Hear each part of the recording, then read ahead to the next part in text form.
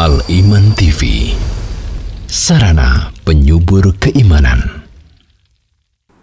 Bismillah, alhamdulillah, wassalatu wassalamu ala rasulillah wa ala alihi wa sahbihi wa man wala, wa la hawla wa la quwata illa billah, amma ba'd.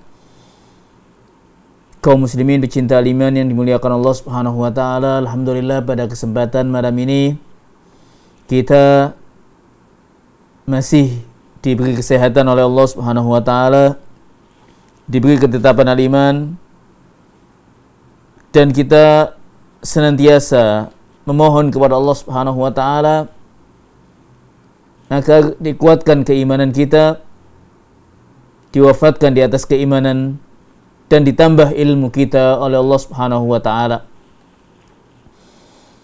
Kaum muslimin pecinta iman yang dimuliakan Allah subhanahu wa ta'ala, kalau sebelumnya telah dijelaskan tentang bab aghat dan sebelumnya tentang al-aul dalam al-faraid melalui kitab Al-Ustaz Abdul Samad Muhammad Al-Katib rahimahullahu ta'ala, pada kesempatan malam ini insyaallah kita akan lanjutkan bahasan yang lain, topik yang lain.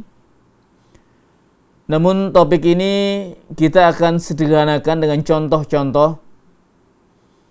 Mungkin dalam penyampaiannya nanti kita tidak akan mengambil secara teglek apa yang ada dalam kitab, namun tetap menggunakan kitab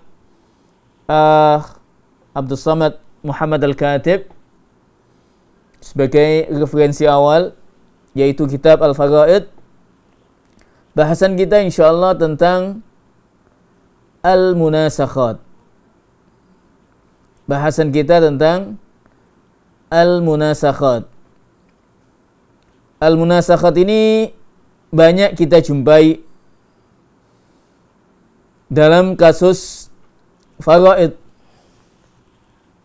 Apalagi bila pembagian peninggalan itu ditunda-tunda, yang bisa menyebabkan al-munasakhat.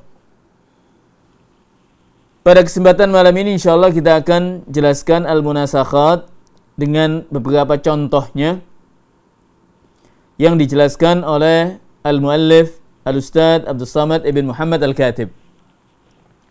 Yaqul al-muallif rahimahullahu ta'ala tentang al-munasakhat. Al-munasakhat jam'u munasakhah. Jadi al-munasakhat adalah bentuk jamak dari al-munasakhah. Sebelum dijelaskan tentang hakikat munasakhat dalam ilmu faraid, al-muallif menjelaskan tentang makna, arti dari munasakhat itu sendiri, baik secara bahasa maupun secara istilah. Dan ini amatlah penting bagi penuntut ilmu bila mendapati satu masalah, satu kasus, satu bab baru dalam ilmu apapun, baik dalam ilmu fiqih, dalam ilmu hadis, dalam ilmu faraid, ilmu Al-Quran, dan yang lainnya. Seringkali kita jumpai al-muallif, penulis-penulis, al-ulama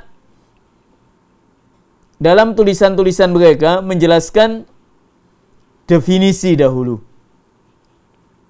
Bahkan dalam ilmu bahasa pun kita jumpai, dalam nahwu, dalam sharaf, kita akan jumpai definisi-definisi arti satu istilah dalam ilmu tersebut, baik secara bahasa kemudian secara istilahnya. Al-muallif yaqul wan naskhu lughatan al-ibtal. An-nasakh secara bahasa itu adalah al-ibtal, membatalkan atau menghapus. fayansakhullah qala Allah Ta'ala fayansakhullahu ma yulqi syaitanu summa yuhkimullahu ayatih. Makna bahasa ini sebagai modal awal sebelum kita memahami istilah-istilah pada bidang ilmu tertentu. Di antara makna an-nasakh adalah al-izalah. Tadi ya, ibtal, membatalkan, menghapus, merubah sebagaimana firman Allah Subhanahu wa taala, "Ma nansakh min ayatin aw nunsiha na'ti bi khairin minha." Tidaklah kita mengganti, merubah sebuah ayat atau melupakannya atau mengganti dengan yang lainnya ya. Na'ti bi khairin minha. Pastinya akan diganti dengan yang lebih baik, kata Allah Subhanahu wa taala. Di antara makna an-nasakh juga an-naql, berpindah. Nah, ini makna-makna an-nasakh secara bahasa. Adapun secara istilah dalam ilmu faraid, kita langsung pada bahasan kita, al-munasakhat awil munasakhah fi istilahil faradiyyin. Munasakhah dalam istilah ilmu faraid, dalam istilah ulama al-faraid adalah mautu wahidin fa aktsar min warasati tarikatin qabla qismatiha. Jadi meninggalnya seorang ahli waris atau lebih sebelum pembagian warisan. Meninggalnya ahli waris sebelum mendapatkan haknya. Meninggalnya seorang ahli waris atau lebih, 1 atau 2 atau 3, sebelum dia mendapatkan haknya, sebelum pembagian. Inilah yang dikatakan al-munasakhah.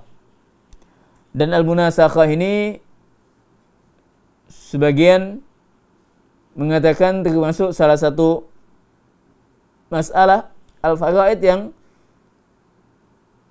butuh penanganan khusus.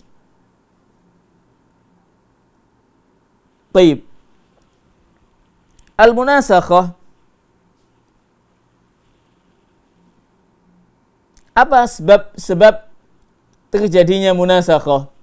Jadi sekali lagi munasakhah tadi itu ya, meninggalnya seorang ahli waris atau lebih, seorang atau lebih dari ahli waris sebelum harta dibagikan.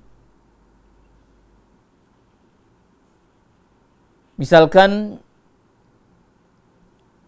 ayah meninggal tahun 2000, meninggalkan sebuah rumah. Si mayit meninggalkan sebuah rumah. Memiliki, anggaplah 3 anak laki-laki.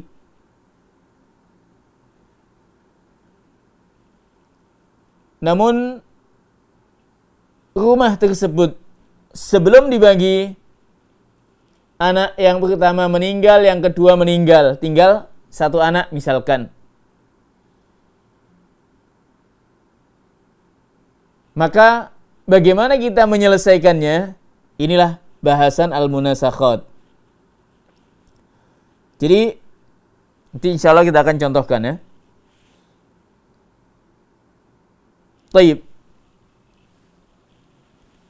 Apa sebab al-munasakhah? Di antara ahlul ilmi menjelaskan sebab terjadinya munasakhah. Yang pertama, berdekatannya wafat satu ahli waris dengan yang lainnya. Jadi berdekatan wafatnya.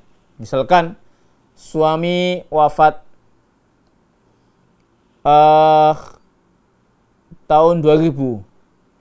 Istri karena cintanya atau sedih ya, kemudian terbawa, tidak selang lama meninggal juga setelah seminggu atau 2 minggu misalkan. Ini kan kematian yang berdekatan.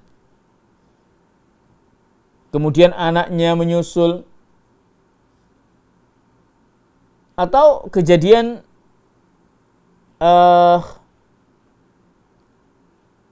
hadis, suatu kecelakaan misalkan, yang kemudian mengakibatkan satu meninggal, kemudian satunya meninggal. Sebagian mengistilahkan kematian berlapis.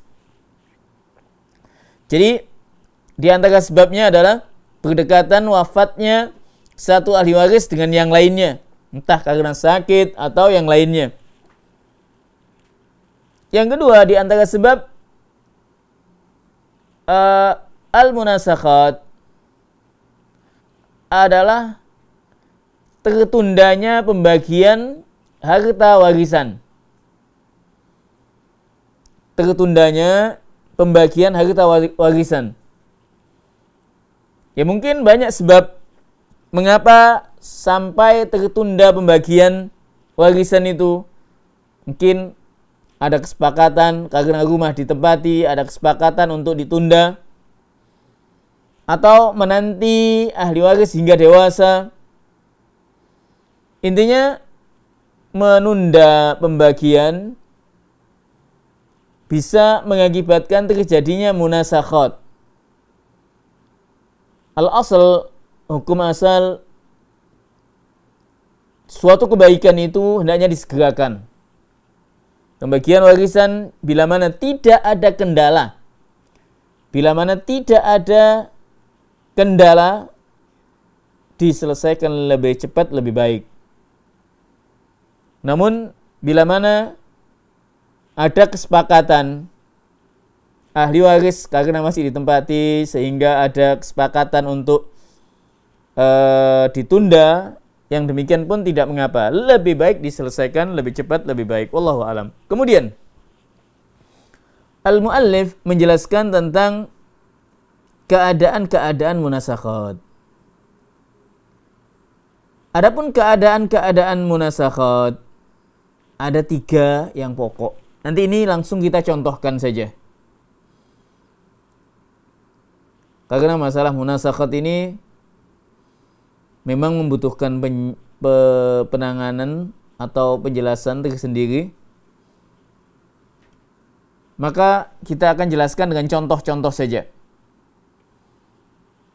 Adapun 3 keadaan yang dijelaskan oleh muallif, yang pertama, kaunu warasatil mayyitil akhir hum baqiyatu warasatil mayyitil awal faman ba'dah.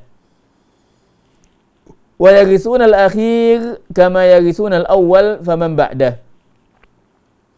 Jadi ahli waris mayit yang kedua atau yang terakhir itu adalah sisa dari ahli waris mayit pertama tanpa ada perbedaan bagian yang diterima. Kita sampaikan dulu, nanti kita contohkan. Keadaan yang kedua, kaunu warasati kulli mayyit la yarisuna ghairah. Ahli waris setiap mayit tidak saling mewarisi. Tidak saling mewarisi. Jadi setiap mayit memiliki ahli waris yang berbeda-beda. Dan yang ketiga, kaunu warasatil mayyitil akhir hum baqiyat warasatil mayyitil awal faman ba'dah walakin ikhtalafa irsuhum minal akhir an irsihim mimman qablah. Jadi ahli waris mayit kedua, ini keadaan yang ketiga. Ahli waris mayit kedua termasuk ahli waris mayit pertama dengan bagian yang berbeda-beda dan disertai ahli waris yang lainnya. Kita akan contohkan masing-masing keadaan karena dengan contoh akan lebih difahami. Kita contohkan keadaan yang pertama dahulu. Jadi keadaan yang pertama tadi, ahli waris mayit yang kedua dan ketiga yang lainnya itu adalah sisa dari ahli waris mayit pertama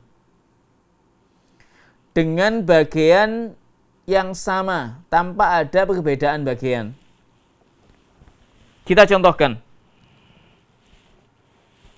Jadi sempat kita contohkan seorang wafat. Anggaplah mayit tahun 2000 wafat, memiliki, kalau tadi kita contohkan 3 anak laki-laki.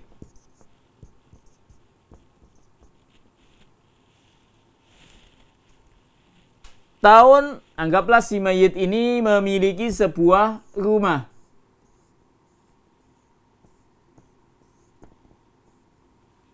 Rumah senilai 300 juta. Rumah memiliki senilai, ya, si mayit memiliki rumah senilai 300 juta.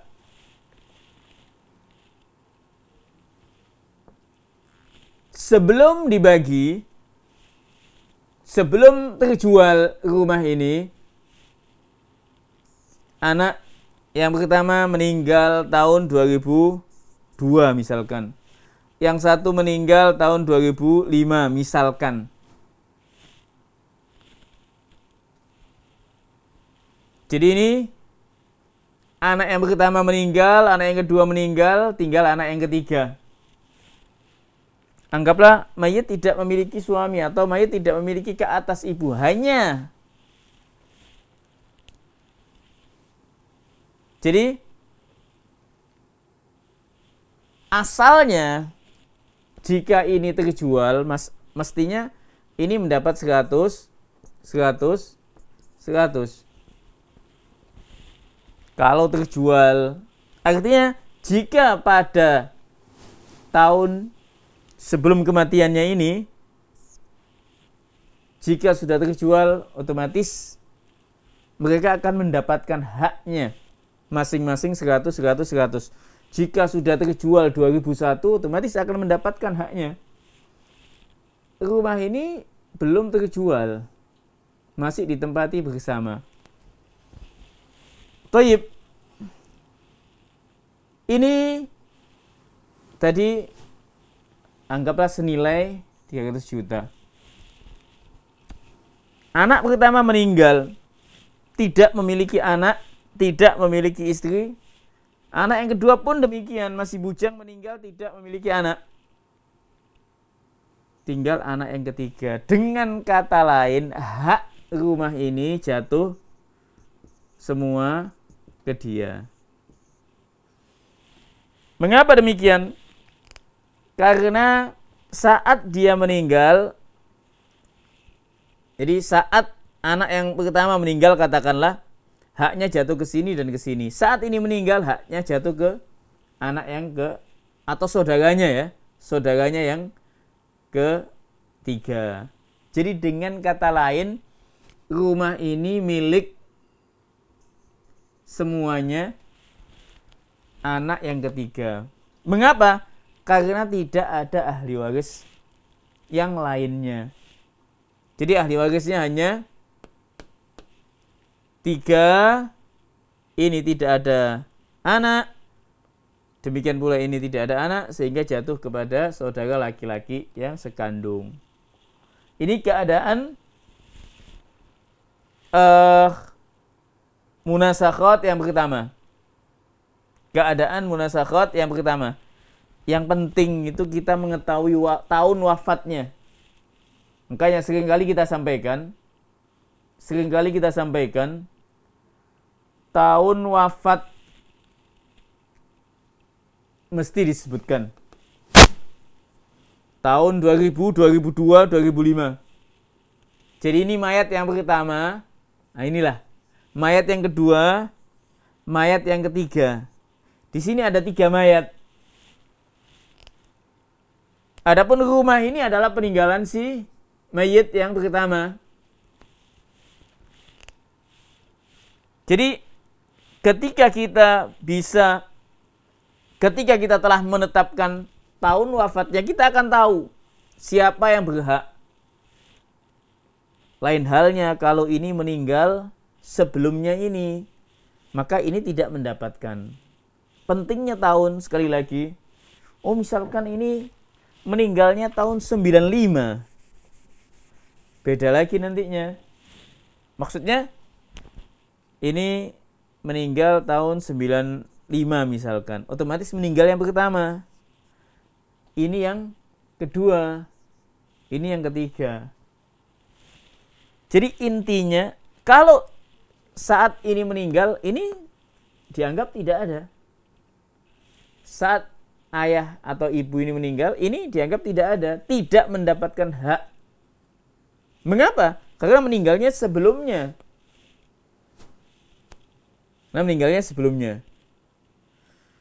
Jadi intinya, tadi kalau kita kembali kepada contoh tadi ya, ini meninggal yang pertama tentang kasus munasakhat. Ini meninggal yang pertama tadi, ini meninggal yang kedua tahun 2002 anggaplah. Ini meninggal yang ketiga. Sehingga rumah yang milik si mayit ini haknya anak yang ketiga. Ini contoh yang pertama. Kita contohkan yang lain. Masih keadaan yang pertama ya.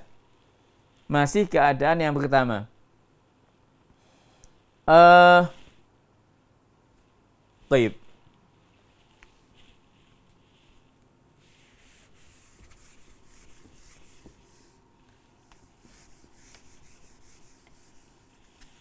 Contoh yang kedua hampir sama ya. Anggaplah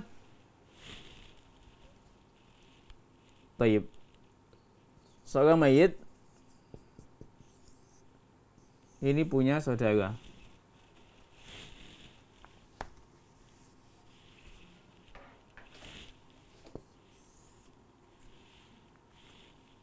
Anggaplah laki-laki, perempuan. Si mayit ini, jadi ini masih contoh keadaan yang pertama munasakhat. Mayit memiliki, ini kalau begini nih, maaf hubungannya saudara ya. Ini saudara kandung, ini saudara kandung, ini saudari kandung. Jelas insya Allah ya. Kalau ke sini saudara. Si mayit anggaplah memiliki sebuah rumah senilai 500 juta. Meninggal tahun 2005.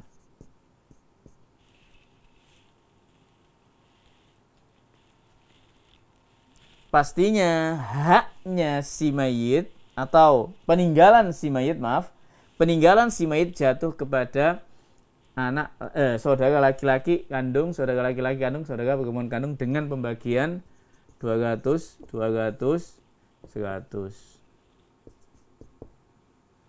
Jadi 200 juta, 200 100. Namun ini belum laku.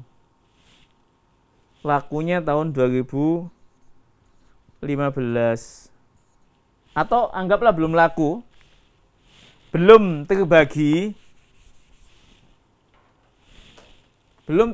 ini meninggal. Ini meninggal misalkan, ini meninggal tahun 2006, 2010 misalkan.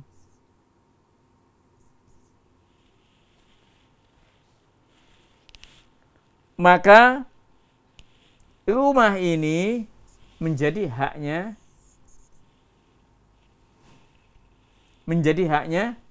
saudara laki-laki yang kedua ini. Artinya apa? Hak yang 200 ini, misalkan tadi kita hitung anggaplah 500 juta. Otomatis saat dia meninggal, haknya dia jatuh ke sini dan ke sini gitu. 200 dibagi ke saudara ini laki dan saudara yang perempuan.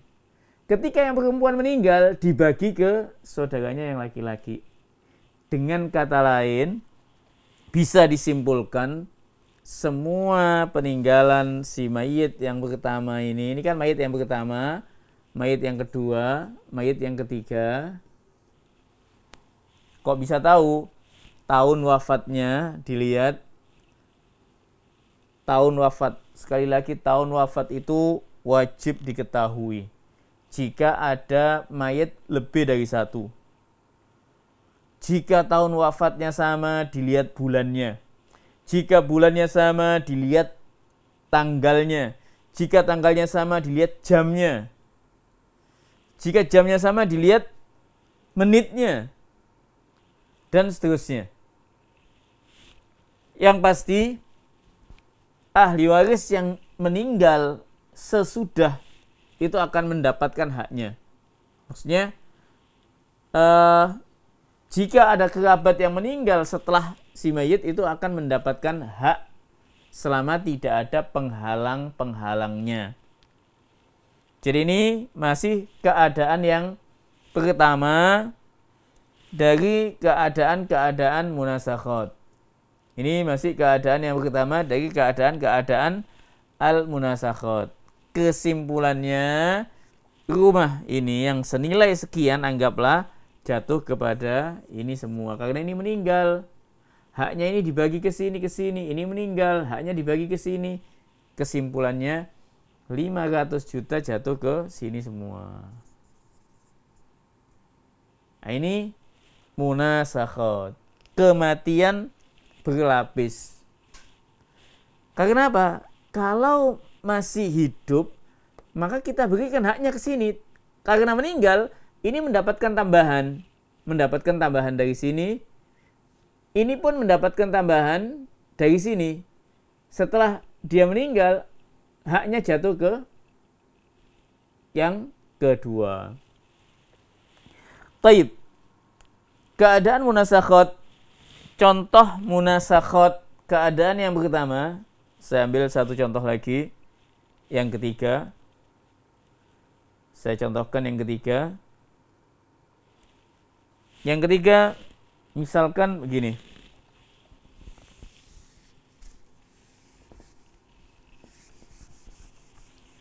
Untuk diketahui munasakhat, keadaan-keadaan munasakhat ini ada di sekeliling kita, banyak terjadi pada kasus-kasus warisan karena ditundanya pembagian-pembagian. Baik, kita sedikit luaskan contohnya. Anggaplah seorang meninggalkan, anggaplah ini ada suami, ada istri, punya anak-anak. Anggaplah anak-anaknya laki-laki semua.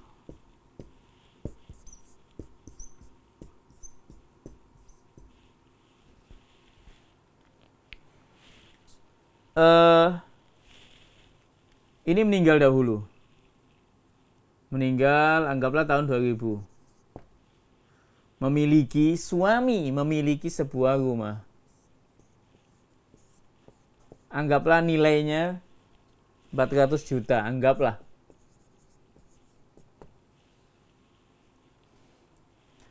Januari 2000 suami meninggal. Selang beberapa lama istri Juli tahun 2000 istri meninggal. Kemudian anak-anaknya pun meninggal tahun 2001, tahun 2002 misalkan.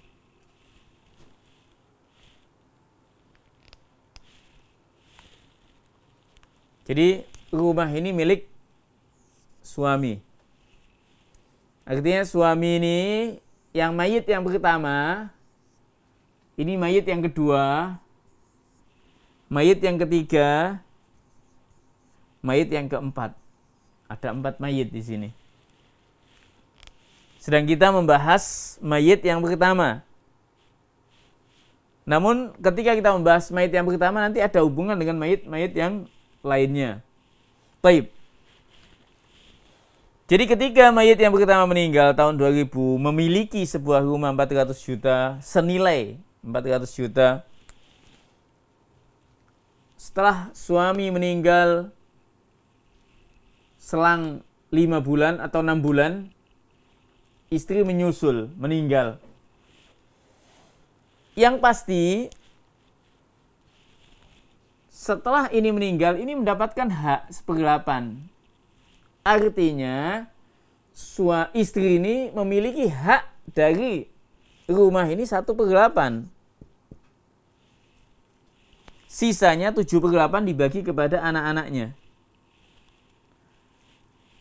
Ketika ini meninggal dan istri ini tidak memiliki, dengan catatan ya, jadi kasus ini dengan catatan istri tidak memiliki ahli waris, tidak memiliki ayah.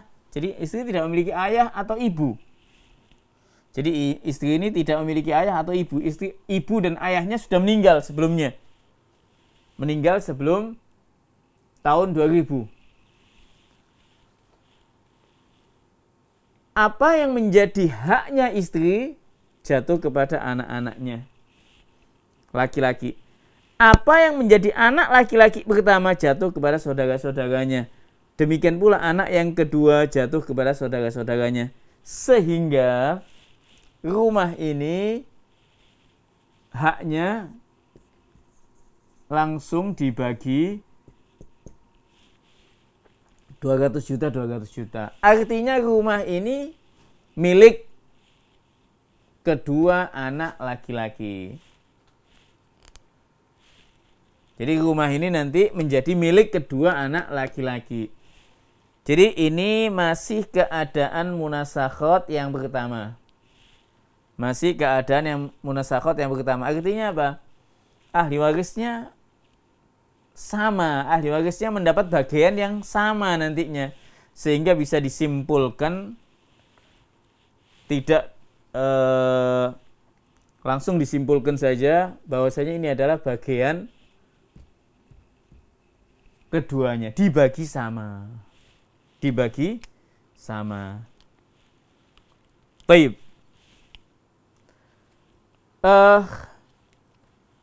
Munasakhat memang dalam penyelesaiannya, dalam penyelesaian masalah munasakhat ini yang paling mudah, apalagi kalau dalam keadaan yang pertama ini amatlah mudah. Adapun keadaan yang kedua, keadaan yang ketiga membutuhkan penyelesaian khusus. Namun sebagian ahlul ilmi atau sebagian al-asatid menggunakan penyelesaiannya satu-satu. Dan itu lebih memudahkan untuk kita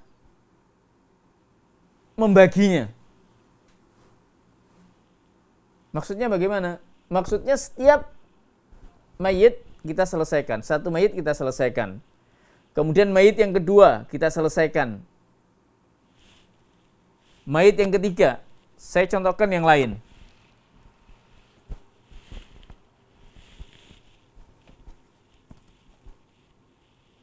Baik. Ini aja saya contohkan, saya kembangkan. Oke.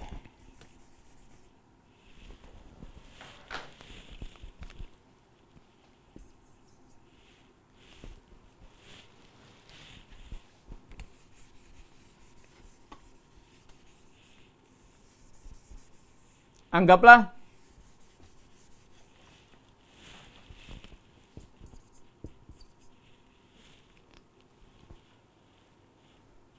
contoh ini, misalkan masih harta 400 juta, suami meninggal, yang pasti ini akan mendapatkan 50, 400 dibagi 8 kan 50 juta. Haknya hanya 50 juta. Nanti yang 50 juta kita bagi lagi. Jadi ini sisanya 3, kalau 400 350. Anggaplah taib 350. Ini 100 juta, 100 juta, 100 juta, 50 juta. Ini untuk bagian mayit yang pertama. Mayit yang kedua yaitu istri sebagai ibu anak-anak meninggal, mendapatkan hak 50. Otomatis ini kan dari ayah. Jadi ini dari ayah. Dengan kata lain ditambahkan dari ibu. Dari ibu. Dari ibu berapa? 500 tinggal dibagi berapa ini? Dibagi 7. Maaf, 50 juta dibagi 7. Tinggal ditambahkan di sini haknya. Kalau 50 dibagi 7 berapa?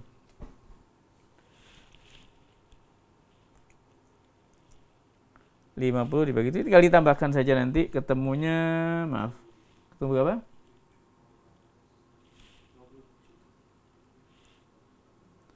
50 dibagi 2, 4, 6, 7. 50 dibagi 7, 50 dibagi 5, 10. 7 ya, 7 kali 7, 49. 7 juta, 7 koma sekian, 7 koma. Nah, ini 14 koma, maaf. 14 koma sekian, ini 14 koma sekian. 14 koma sekian, ini 7. 14 tambah kali 6 berapa? 14 kali 3. 14, 12...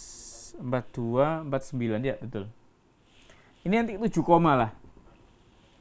Ini mengapa? Ini kan 2:1. Jadi kalau kita total nanti ketemunya ini 114 koma sekian. Komanya itu nanti tinggal disepakati pembulatannya. Maka dengan kata lain, rumah ini langsung aja dibagi, daripada kita 2 kali menghitungnya, langsung saja rumah ini dibagi menjadi 7 bagian. Dibagi 7 bagian. Atau ya diselesaikan satu-satu. Satu-satu ya tadi nih. Mayat yang pertama, mayat yang kedua. Apalagi jika ada sekian mayat, lebih dari 2 misalkan, sebaiknya diselesaikan satu-satu. Nah, ini memudahkan dalam penyelesaian. Dibikin penyelesaian mayat ini ahli warisnya, hak-haknya ini, mayat yang kedua, mayat yang ketiga. Dan biasanya untuk memudahkan, biasanya kita menggunakan angket. Jadi satu angket untuk satu mayat, sehingga dengan angket itu diketahui dengan jelas siapa ahli waris mayat masing-masing mayat. Dan ini sangat membantu sekali, khususnya munasakhat keadaan kedua atau yang ketiga nantinya. Jadi kalau ada kematian yang berlapis, munasakhat, baik keadaan yang kedua atau keadaan yang ketiga khususnya, maka dalam menyelesaikan dengan gamblang, dengan mudah, diselesaikan satu-satu. Satu mayit diselesaikan. Mayit yang kedua, mayit yang ketiga, mayit yang keempat, dengan diketahui berapa haknya dan siapa ahli waris yang ada saat kematian. Jadi siapa ahli waris yang ada saat kematian. Jadi yang demikian ini akan bisa diselesaikan dengan diketahui tahun wafatnya dan ahli waris yang ada saat kematian. Meskipun sudah puluhan tahun, selama ada data yang lengkap, insya Allah akan bisa selesaikan masalahnya. Namun bila mana tidak ada data kematian ataupun datanya atau data ahli warisnya, maka tidaklah bisa diselesaikan suatu kasus faraid, kasus dalam pembagian waris. Dan ini banyak sekali kejadian-kejadian ini di sekeliling kita karena kejahilan, tanda petik, atau karena hal-hal yang lain ditunda sampai menahun, bukan hanya setahun, 2 tahun, puluhan tahun, sehingga terjadilah yang namanya munasakhat. Terjadilah yang namanya munasakhat, dan yang demikian harus ditelusuri dari awal. Inilah kasus-kasus munasakhat, dan sekali lagi munasakhat ini dalam bab faraid yang sebagian mengatakan masalah yang pelik dalam faraid. Namun kalau diselesaikan kis by kis, satu demi satu, diselesaikan satu mayit dan selanjutnya satu mayit akan memudahkan suatu permasalahan.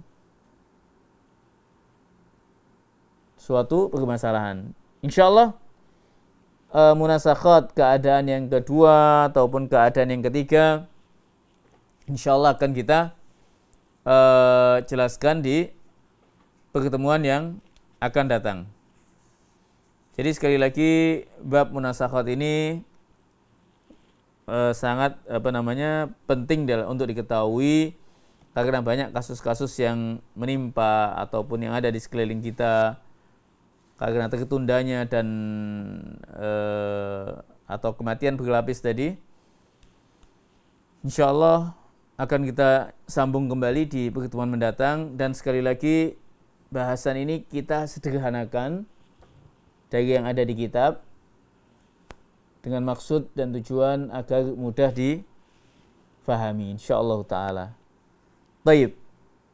Insyaallah kita cukupkan sampai di sini, dan adapun dalam bahasan yang kita sampaikan tadi, masalah al-munasakhat khususnya, al-munasakhat adalah satu bahasan dalam bahasan faraid yang membutuhkan penyelesaian khusus dan kejelian, dan metode yang paling mudah dalam menyelesaikan munasakhat, kita selesaikan setiap mayit secara terpisah.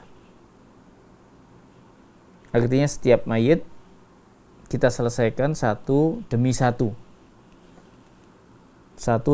kita selesaikan, selanjutnya digabungkan, dan hak-hak masing-masing akan diketahui, hak-hak ahli waris yang hidup akan diketahui, dan itu insya Allah akan kita jelaskan di pertemuan mendatang. Kesimpulan munasakhat ini membutuhkan penanganan khusus dan juga kejelian, dan sangat-sangat dibutuhkan oleh penuntut ilmu, karena masalah-masalah ini banyak kita jumpai karena tertundanya pembagian, dikarenakan masih ditempati tempat tinggalnya, peninggalannya si mayit ditempati, atau kematian-kematian yang berdekatan tadi itu.